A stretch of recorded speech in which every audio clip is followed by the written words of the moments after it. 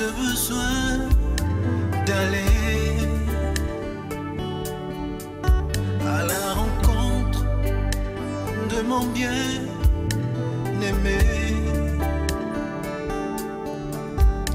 celui qui a rempli mon cœur de paix, de joie et de bonheur. Bonjour, bien-aimés frères et sœurs, chers téléspectateurs et amis de l'émission La Gloire du Ciel.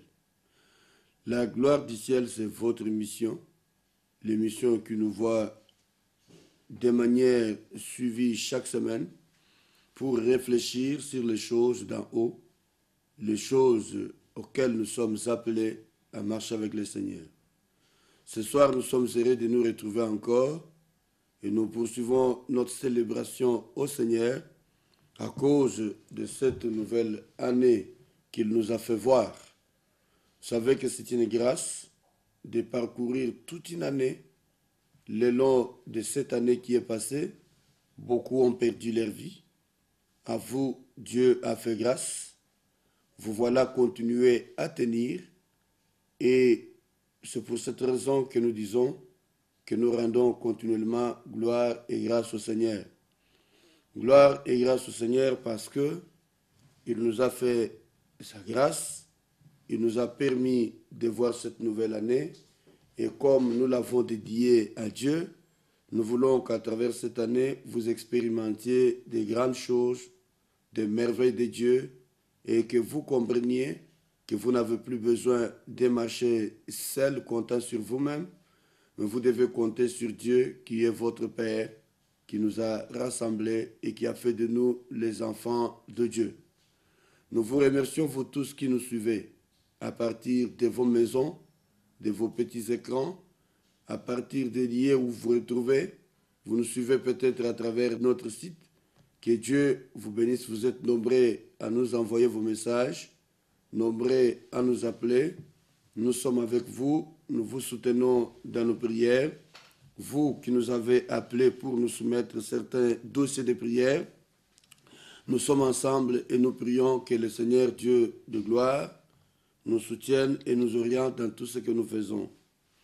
Ce soir, nous poursuivons avec l'exhortation que nous avions commencé le vendredi la semaine passée, le 1er janvier, et cette deuxième semaine de l'année 2016, nous pensons que nous devrions réfléchir davantage sur le style de vie qui devait être le nôtre dans notre marche avec Dieu durant cette année.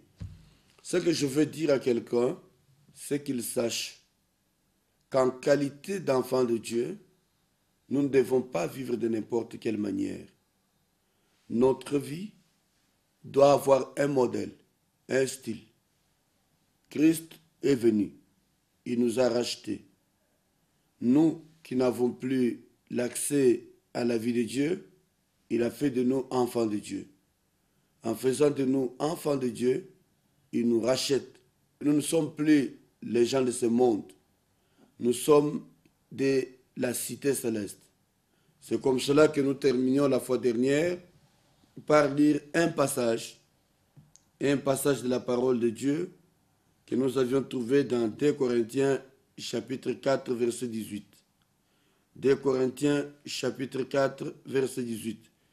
Je reprends par là et je vais lire dans la version Le Sommaire.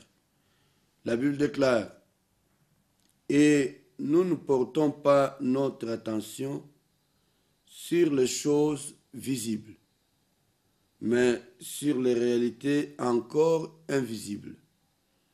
Car les réalités visibles ne durent qu'un temps, mais les invisibles demeurent éternellement. Gloire soit rendue au Seigneur. Nous nous posions la question de savoir quel devra être notre style de vie. Lolenge nini biso bana na Nzambe tokoki kotambola na mokili oyo epesamela biso. pour que vous compreniez bien. Nazo zongela muke na sima na makambo tokabolaka na 2015. Tolobaka ke Nzambe moko akela lola pe akeli mabele. Na Bible lobami boye. Lola eza ya Nzambe, eza evangeli na ye. Kasi mabele apesa ngo au fils de l'homme. C'est-à-dire que Nzambe apesa kiyo mabele, apesi yo mokili oyo pour que yo ovanda na se ya mokili lokola représentant na ye ya lola, parce que nyonso eza ya ye. Lola pe mabele eza ya ye, ye muntu akelango, me apesa biso bantu mabele. Etango tozo bika na mabele, tokoki komipose question, komituna lolenge nini tokoki kotambola awa na sa mabele, awa na mokili. Pote vi na biso ekumisaka Nzambe, etosaka Nzambe. Mais l'apôtre Paul yazopesa biso mwa exhortation na kati ya maloba ya Nzambe. Alobi na biso boy na mukanda touti kotanga. La fois passée tozako loba na makambo matali lolenge nini Yesu Kristo ye moko asengi biso totambola. Azako loba na biso boy. Recherchez le royaume des cieux avant toute chose. Dit chercher premièrement le royaume des cieux. Royaume des cieux bokonzia lola tolukango na yambo pona nini. Pote tuuti epai na ye toye kovanda wana mokili. Pote toza la porteur ya présence na ye na mokili. Nalingi ke na ndaku na yo ozovanda. Na musala na yo ozosala. Na bureau yo ozali. Oyeba ke oza na responsabilité ya komema bokonzi ya Nzambe bisika yo ozali. Atako ozomi mona lokola muntu ya pamba. Nalingi oyeba ke bisika Nzambe atia yo eza po omema bokonzi na ye.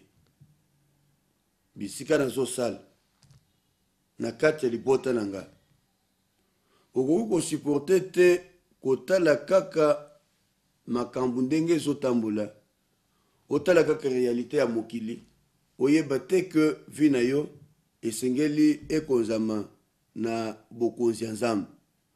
Yango Yesu ye moko azoloba na biso ya yambo boluka bokonzi ya Nzambe. Ye moko azopesa biso conseil na prière oyo apesi ba disciple ke tango bino bokosambela boloba tata Nzambe na biso. Donc Nzambe wani faza la papa na yo tositolobela ngo tokozongela ngo pe momuke lelo na kati ya makambo tozoloba lelo po te to comprendre ngo malamu. Alors tango kosambela loba notre père qui est au ciel, papa oyo avandi na lol oyo aza papa na yo.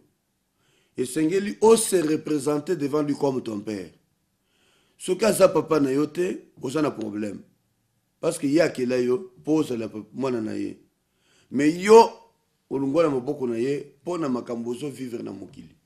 Peut-être masumu, peut-être vina yo, peut-être parce que osepela komi kamba yo moko, osala mokonzi yo moko, mais Nzambe yeko ebiso na poko ya lelo, vina yo eza ya yo moko te. Nzambe muntu akela yo apese bo moye pour que yo o réussir na vie et sengeli otika la tâche na ye. Soki relation ya papa na mwana ezate okosenga nini na papa. Papa azo soutenir bana na ye. Soki oyebi kaza papa na yo. Bible lobi okoloba kombo na ye komisama ou bien bulisama na bomo na biso. Na suka na continuité à prière azoloba bokozi na yo ya. Bokozi na ye ya wapi. Eya na bomoi ya baoyo baza ya ye. est-ce que okoki koloba na mokolo lelo ke bokonzi ya Nzambe eza na kati na yo? Soki bokonzi ya Nzambe eza na kati na yo, est-ce que ozokonza na Nzambe ou bien ozotambola yo moko? Alors na ye mpona korapele yo makambo wana. Mais oyo ezo interese nga lelo eza attitude na biso, style ya vie. Est-ce que tobengami vie na biso ezala lokola bantu nyonso ou bien biso toza na style de vie différent? Style de vie na biso esengeli ezala différent. Différent na ndenge nini? Différent parce que biso toza ya Nzambe. Topesa bomoi na biso na Nzambe. Totambolaka na Nzambe. Et le lokola topesa bomoi na biso na Nzambe. Tozotambola na Nzambe. Et pe Nzambe apesa biso mokili pour que tokonza na kombo na ye. Esengeli yo oyeba à qui tu appartiens. Pour ce que yebite oza ya nani, vina yo ekozala lolenge nyonso koko tambola okipe logote. Mais apôtre Paul alobine biso boy. Biso oyo toza ya Nzambe. Misu na biso ezali kotala réalité oyo tozomona na misu te. Il dit nous ne portons pas notre attention sur les choses visibles. Visibles les anines. Oyo tozomona. Oyo tozotala. Ekoki kozala possible ke ndenge ozotambola wana vi na yo tango yo ozotala ngo ozomilobela na kati na yo ke oza na ntina ya kovivre na mokili te. Eloko wana ezokomela yo parce que ozoporte attention na yo na oyo eza visible. Oyo eza visible eza oyo eza matériel. Oyo tokoki kosimba. Oyo tokoki kopalpe. Oyo tokoki komona na basens na biso. Tozomona na miso. Sens oyo Nzambe apesa biso. 5 sens. Oyo tokoki komona na miso. Oyo tokoki koyoka na matoi. Oyo tokoki kosimba. Kosimba na nzoto na biso. Oyo tokoki kogute na monoko na biso. Oyo nyonso ekoki pe kozala santi na zolo na biso. Nde oyo eza visible. Visible oyo ozomona. Nalingi sikoyo ozwi na yo. Lelo ndenge tozoloba boye. Na ebandeli ya mbula oyo ya sika. Otala nanu vi na yo. E réalité nini ezokonza vi na yo. E réalité eza visible ou oyo eza invisible. Na ye koyebisa yo longola misu na yo na oyo ozomona. Oza kosala musala eza lisusu te. C'est visible. Parce que yo ozomona ke oza na musala te. Oyo eza visible ekoki ko détruire vi na yo. Oyo ozomona. Oyo ozotala. Oyo ozomona na misu na yo. Ozalaki na libala na yo ozomona libala. Mais depuis tant moko mobali na yo ça ne va pas. Okomi koyoka kaza gauche à droite. Wana eza réalité visible ozomona. Ezotungisa bomoi na yo. Mais Bible elobi boye. Tozala na misu na biso ya kotala réalité visible te. Ne portons pas notre attention à ce qui est visible. Si tu as ton attention tournée vers ce qui est visible, le visible te décevra toujours. Mais nous devons vivre dans un monde où nous avons l'attention vers ce qui est invisible, parce que l'invisible conditionnera ce qui est visible. Le visible, c'est ce que tu vois. Lorsque tu te réveilles le matin et que tu n'as rien à manger, tu n'as pas d'argent, tu te poses la question, comment tu vas finir la journée? Et quand tu regardes aux réalités autour de toi, tu vas commencer à t'interroger. N'est-ce pas kozomituna mingi? Vi na yo lobi ekozala ndenge nini? Bana na yo bakokende classe ndenge nini? Bana na yo bakokola ndenge nini? Yo moko ekozala ndenge nini? Leo ozotala situation ya mobali na yo. na situation ya yo moko. Les rozo mona vie a komanango. Les rozo tala ndenga tambolaka. Ozo mituna oza okozala ndengeni. J'aimerais te dire ce soir, tourne tes regards, non pas vers ce qui est visible que tu vois, car le diable nous désoriente en nous présentant un tableau. Souvenez-vous de Jésus. Lorsque Jésus est devant Satan, le diable, la Bible dit qu'il revenait du désert et l'esprit l'a amené dans le désert pour être tenté. Et là, il s'est croisé avec Satan. La Bible dit, le diable prit les réalités visibles. Nayebi ce que vous comprendre nga malamu. Na lingi po otambola na succès olongola miss na yo na oezo monana. Parce que ce que là il voit est trompeur. Il peut te présenter une situation qui n'est pas réellement ta situation. Mais ce qui vit na yo eza braqué na nzambe. Makanisi na yo na nzambe. Okotala lisusu ezo environné yo te. Yo kandenge lobami. Le diable approche Jésus. Alobi na yeboy. Omoni mokili oyo, ce qui est visible. O mokili oyo epesa melanga. Na zwango eza yanga. Nakoki kopesa yango na muntu nyonso oyo nakoki kopesa. Kasi esengeli okumisa ngai po ozwango. Okumisa ngai, ofukamela ngai nakopesa yo. Mais Yesu ayebaki ke bomoi na ye ezo dépendre na oyo azomona na miso te. Les réalités d'en haut. Tolanda moi loyembo muke tokumisa nzambe toyokozongela pona limbola le bino malamu. Réalité visible vers laquelle nos regards sont tournés avant que nous puissions retourner nos regards vers ce qui est invisible. Suivant ces chants.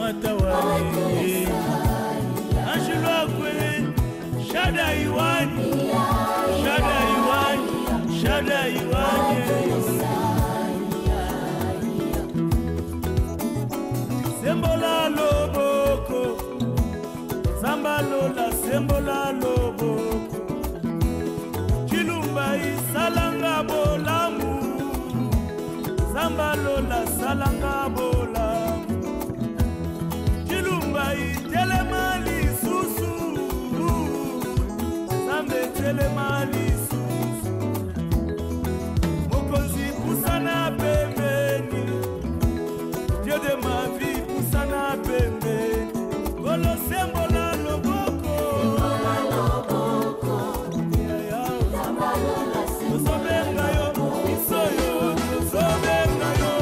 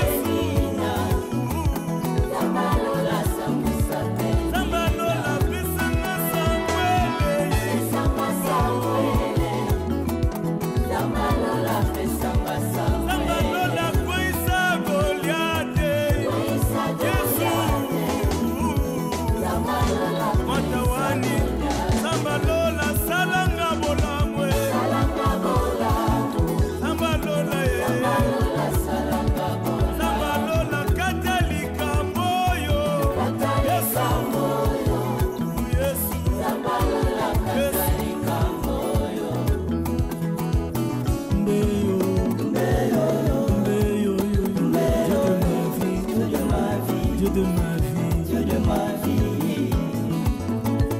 Zamba Vinangai.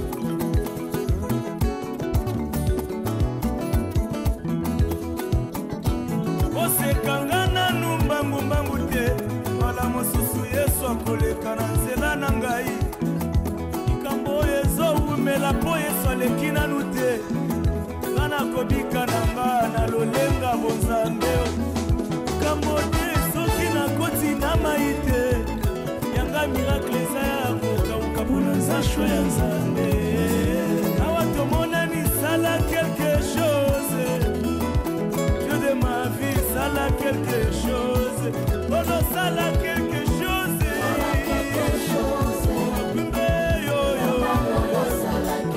Mwana nzambe katalika moyo,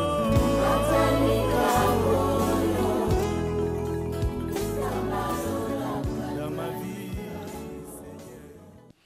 Ndeko Molingami Pemolandi, il y a l'émission La Gloire du Ciel. Yokanga na pokwa lelo. Oza peut-être tourmenté na vie na yo. Bisika yo ozali. Ozo Coca-Cola latte. Okoma muntu ya attention pamba pamba. Okoma ba ulcère gastrique et tomboka tomboka. Nyonso wana parce que ozotala na oyo ezomonana. Okoma ba insomnie olalaka te. Nalingi pongi na yo ezonga normal. Nalingi estomac na yo etambola malamu. Nalingi ba tension na yo ezala équilibré. Oyo nyonso ezotungisa yo po makanisi eleki parce que ozotala na réalité oyo eza visible. Ozalaka na musala o perdre musala. Eza lisusu te. Tango siko mesana ko vivre bien. Omoni ke musala eza lisusu te, bandi ko kanisa parce que moni attention na yo eza tourné vers ce qui est visible. Na ye ko exhorter muntu moko lelo que 2016 ezala différent na 2015. Soki otungisami mingi na 2015. Po ozaki mikolo nyonso na attention na yo tourné na oyo ezomonana na misu. Nalingi obongola misu na yo. O saisir réalité ya sika. Naza kopesa exemple tango Satana apusani na Yesu pona koéprouver ye. Ebongisami waki déjà kazoke le désert po azala éprouver. Mais tango sikoyo Satana ye koéprouver ye. A éprouver ki na ye na éprouver ki na biloko ezomonana na miso. Attention à ce que nous regardons. Attention aux choses auxquelles nous donnons notre espérance. Kocha elikia na muntu te. Kocha elikia na yo na biloko te. Kocha elikia na yo na bozioza nango te. Parce que koki kozala dessus. Mais soki elikia na yo eza epai ya oyo azomonana te. Oyo tozoloba réalité dans haut, oyo Paul alobi. Okotambola ndenge mususu. Pe vi na yo ekozala différent. Oh, c'est merveilleux. C'est merveilleux parce que la vie que nous avons est une vie différente. Est une vie d'en haut. Vie oyo touti kozwa epai ya Nzambe. Ya pesi biso vie yango. Mais esengeli sikoyo yo yeba ndenge nini okoko tambola. Alors, l'apôtre Paul a zopesa biso enseignement. Enseignement ya mutuya. O nyonso alingi abona loboko ya Nzambe na bomo na ye. Alanda enseignement oyo Paul a zopesa biso. Na makambo matali vi na biso awa ya se na mokili. Yango enseignement zopesa biso na makambo matalifi na biso na mokili kolandana na bisika biso tozali kokende ou bien bisika ozali cité na biso. Alors biboy, les réalités visibles ne sont pas les choses vers lesquelles nous devons tourner notre attention. Alors, réalité visible les anines. Eza mabele. Alors bi que ezo dire kaka tango moke. Esengo ozui na réalité visible. Eza esengo ya tango moke. Eton esengo ya ta moke. Il faut permettre te aucun de musika. Esengo moke. Est-ce que yo olingi ko vivre na esengo ya libela ou bien esengo ya tango moke? Alors bi réalité ou bien makambo ya oyo mona na miso toloba ya mabele ya mokili oyo tozoy bika ezali ko umela te eza biloko ya tango moke. Bible pe elobi yango. L'apôtre Paul alobi na biso ndengwana. Kasi alobi boye. Mais sur les réalités encore invisibles. Encore invisibles. Pourquoi? Parce que les réalités visibles ne durent qu'un temps, mais les invisibles demeureront éternellement. Nalingi na yeb. Mbomo inayo. Eza na oyo ya libela ou bien oyo ya tango moke. Voilà que par moment au bébé sa vie na yo. Yo ozaki mwana moke, mwana mwasi. O bateli ki elenge na yo te. O bateli vie na yo malamu te. Likolo ya biloko oyo ezomona na ya tango moke. Pona mbongo. Ou bien pona musala. Ou bien pona elamba. Ou bien pona plaisir moko lingaki ozwa. Ou bebi sa vie na yo. Esengo ya tango moke. Na lingi oyeba. Soki o se protéger. O s'abstenir na oyo ya tango moke. Misu na yo etombwami na oyo ezoumela libela. Nzamba kukotisa yo na bokonzi na yo. Akukotisa yo na bokonzi na ye. Pe okozwa oyo muntu akukobotela yo na maboko te. C'est regrettable de trouver que des jeunes gens aujourd'hui, ils pensent que le plaisir est dans ce qui est éphémère. Il dit, Bible le dit que la gloire que Dieu nous réserve, qui l'onango, et que c'est comparable, na joie éphémère ya mokilo ite. Ozui esengo ya tango moke. Ozaki na libala ya mutuya. Pona esengo ya tango moke, o perdre libala ngo. Le lot, ça la comparaison. Makambo oyo yo mipesaki. Ememeli yo nini na vie. Vie yo zo mene.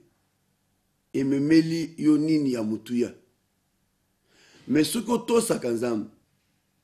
Otalaka na oyo ezo mwana na misu te. Okwa kozala na espérance. Kozala na kondima.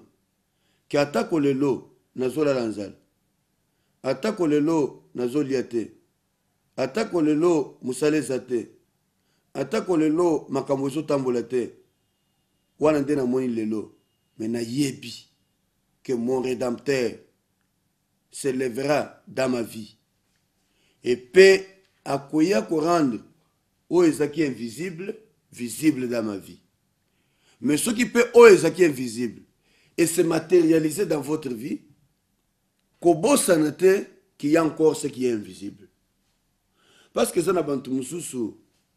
Azaku mi pesa na nzamba. Nzamba pamboliye. vi na ye ebongwani akomi kotambola ndenge mosusu azwi bozwi kozwa azwi bozwi azwi siko misu na ye alongoli yango na oyo eza invisible atali bozwi abandi kotambola ndenge alingi kosala vi na ye ndenge alingi kokota na bandako ya nganga ndenge alingi kosala kindumba ndenge alingi koyiba ndenge alingi kokosa ndenge alingi okoti na monde ya visible parce que kokosa kindumba koyiba nyonso ozosala eza po satisfaire besoin na yo na oyo ezomonana na miso mais Paul azoloba na biso bokeba oyo ezomonana oyo tozotalela na mokili eza mpona ntango moke mpe alobi na biso notre cité na biso eza terrestre te cité na biso eza céleste e soki cité na biso eza céleste esengeli ntango yo ozobika na mokili oyo oyebaki oyaki mpona un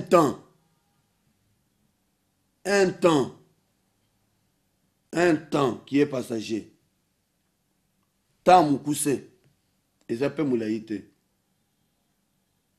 nako kutuna yo lelo na pokwa lelo nsima ya manso oyo ozomipesa na vi oyo eske oyebi suka nango eza ndenge nini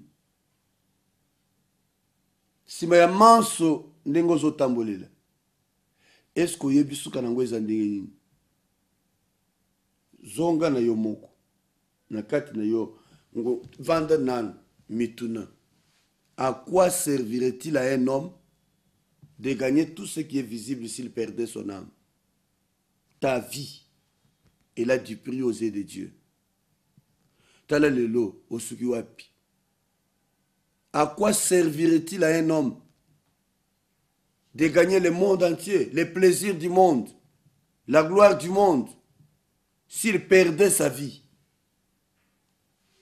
Arrête de braquer tes regards vers ce qui est visible, qui peut te détourner, parce que tout ça est passager.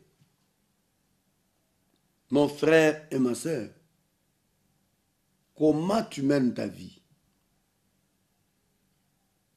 Comment tu marches dans cette vie? Tu trouves que ceux qui respectent Dieu, qui honorent Dieu, sont des faibles. Ngomususu benga bango bayuma. Nayebisa yo ki azayuma te. Yondo ozayuma. Parce que ozokanisa ke esengo ezana o eza passager. C'est pour un temps éphémère. Tango muke. Yo moko songa na kati ya bomoi na yo. Ozaki mwana muke ya mwasi. Obebisi vi na yo. Lelo tozotala tolandaka na bilili tozomona mwana mwasi aboti mwana ake abwaki ye soki ezalaki ye eloko ya esengo mpona nini obwaki ye okomi koyoka soni ya komema mwana oyo omemaki na ndenge otambolelaki parce que oza kotala oyo eza visible. Combien de foyers sont décimés aujourd'hui? Le diable vous trompe. La Bible dit qu'il est menteur. Il est le père du mensonge depuis le début. Yo mwana mwasi. Yo elenge mobali. Oyo zolandanga. Baboti bapesa yo conseil. Tika landanze la boy. Sala boy. Yo zoloba te. Yo oyo bazoyi biso ezatina te. Parce que tout le monde fait. Ce n'est pas parce que tout le monde fait que toi aussi tu dois faire. Soki yo zolandanga lelo oza mwana nzambe ke opengwaki à cause ya biloko mokili matériel zongela nzela nzambe oza na kati ya libala vi yo zomene eza vi ya mutuya te. Prends garde avant que le malheur t'arrive. Pour ceux qui malheur comme Elio et cause la tard. Et cause la tard. Arrête-toi et répands-toi et reviens au Seigneur. Écoutez-moi, bien-aimé. Nazolobela bilenge basi pe mibali. Yo mwana mwasi. Ozo rêver ou bien ozo lota kozala libala ya mutu ya lobi. Ozo lota kobala mobali moko azokumisa nzambe azotosa nzambe. Mais en même temps qu'ozo senga nzambe, a préparé le yo muntu ya malamu. Muntu ayebi nzambe. Mais en même temps, vie na yo moko ezotosa nzambe te. Comment yo kolinga ozo muntu a bien, mais entre-temps, yo oza bien te. Donc ozo linga muntu a mi batela bien, muntu a tambola bien, et kukutana na muntu a sala vie, a bebi sans autre. Te. Na mesana koloba, oyo ozo lona, nde oyo kobuka. Olingo obuka muntu moko ya malamu lobi. Muntu azoto sanzambe. Muntu oyo soki akei avandi na ndako avandi pona yo. Soki akei musala azokanisa yo. Yo lona bolamu. Lona sainteté. Lona justice. Quand tu sèmes la justice, tu récolteras la justice. Si tu sèmes la sainteté, tu récolteras la sainteté.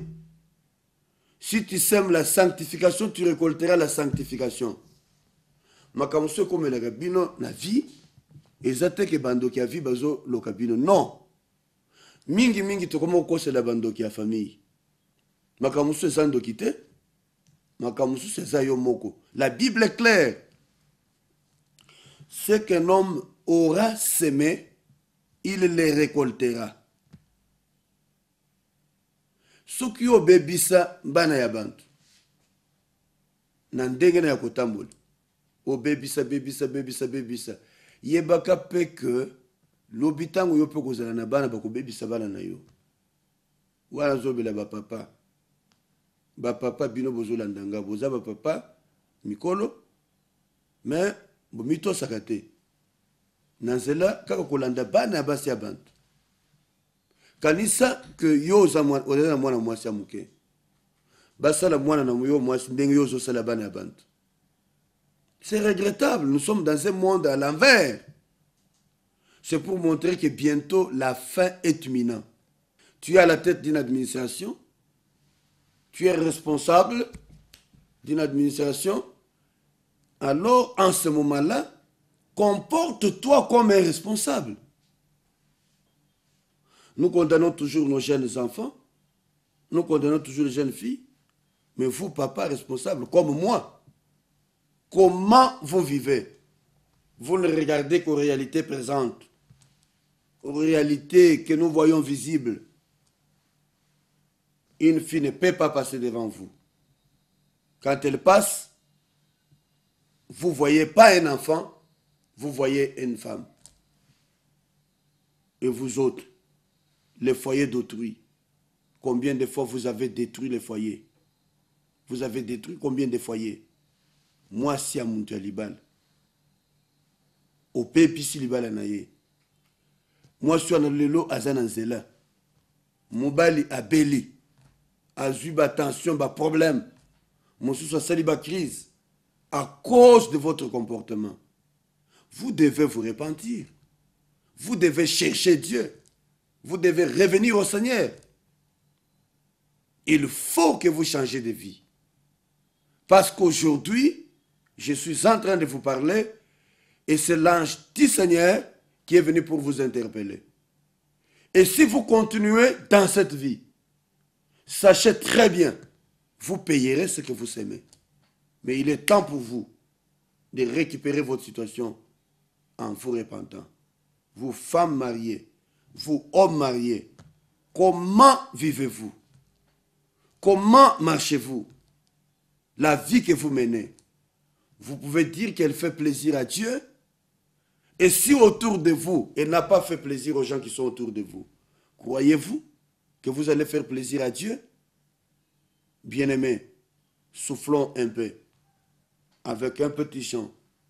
Entre-temps, vous réfléchissez, méditez sur votre vie.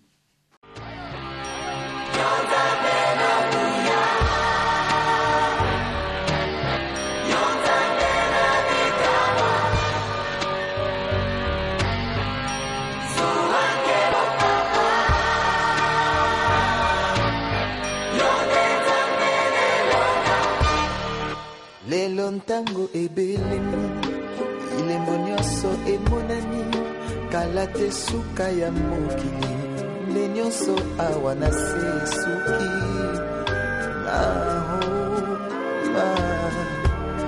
oh yawe papa Mungu natondi na nkanda lokola ntambo akongoloma solo alingi nde koboma opanza pe koyiba pontango na ye tikali moke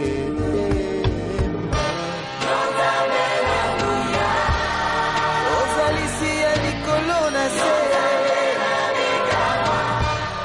mokili esimami na maboko na yo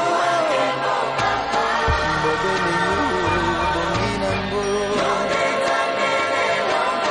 haleluya nzoto motema molimo na ngai mpe na bonzeli yo nkolo nguya na yo etondisi ngai natelemi ngwi na banga te yawe bokonzi na yo tika ete eya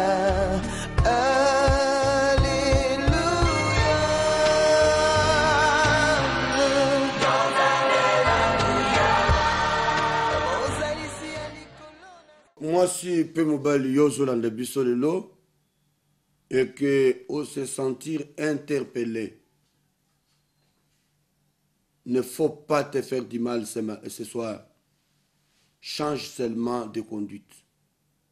En invitant Jésus comme ton Seigneur, peut-être que yo kendaka église, mais malgré que kendaka église, vi na yo ezaka ndenge moko. Arrête-toi des moments. Cherche Dieu. Benga nzambe na bomoi na yo. Tozokende na suka ya émission na biso lelo. Mais nalingi ko interpeller vi na yo. Yeba que l'avenir de tes enfants, l'avenir de ton épouse, l'avenir de ton époux, l'avenir de tous ceux qui sont autour de toi est entre tes mains. La manière dont tu te comportes définira ce qui doit venir demain. Je répète encore, nous allons peut-être continuer la suite de cette compréhension dans l'émission que nous ferons la semaine prochaine.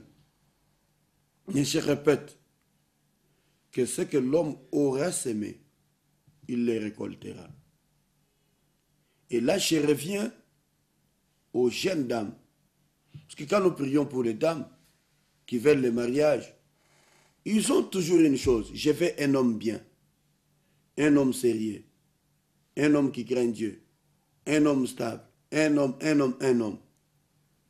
Et quand les hommes cherchent aussi les femmes, ils disent: je veux une femme bien, une femme qui craint Dieu, une femme respectueuse, une femme qui peut m'honorer. Mais maintenant, question na zotu na yo. Yo mwana mwasi, oyo zoluka un homme bien. Qu'est-ce que tu fais comme vie aujourd'hui? Est-ce que tu es sincère? Comment est ta vie? Et tu t'attends aussi à recevoir un homme bien demain. Quand tu tomberas entre les mains d'un homme qui va te malmener toute la vie, okolobake nzambe ozawapi. Mais tant que yo zomene vi na yo lelo nzambe azawapi. Azomona biloko zolona. Yo elenge mobali. Tu veux une femme bien. Mais ce que tu fais des filles d'aujourd'hui, d'autrui là, Oui, bien, ils ont bien. Maintenant, toi, tu détruis les filles des autres pour qu'elles soient les femmes de qui? Parce que toi, tu veux une femme bien. C'est-à-dire, quand tu détruis celle-là, tu sais déjà dans ta tête qu'elle ne peut pas être ta femme. Mais tu veux qu'elle soit la femme de qui voudra une fille comme ça? Hein? Quel contraste! Tu veux une femme bien, mais tu détruis celles qui sont là. Pour qu'elles soient les femmes de qui? On ne se moque pas de Dieu. Tu fais ça, tu as semé, tu récolteras ce que tu sèmes aujourd'hui. Tu veux une femme bien, arrête de détruire les femmes des autres. Oh, pense à mon balabande. Oh, salaboy. Tu portes la malédiction sur ta tête. Même si aujourd'hui tu n'as rien vu, tu vivras ça. Même si aujourd'hui tu es tranquille, tu dis que tu es content, tu te tapes la poitrine, tu crois que toi tu gères le monde. Gère le monde. Mais je t'informe qu'il y a quelqu'un qui gère le monde. Les réalités visibles ne durent pas.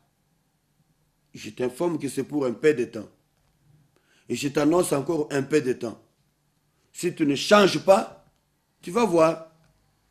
Je ne t'intimide pas, je ne te menace pas, mais je te raconte la réalité de la parole de Dieu.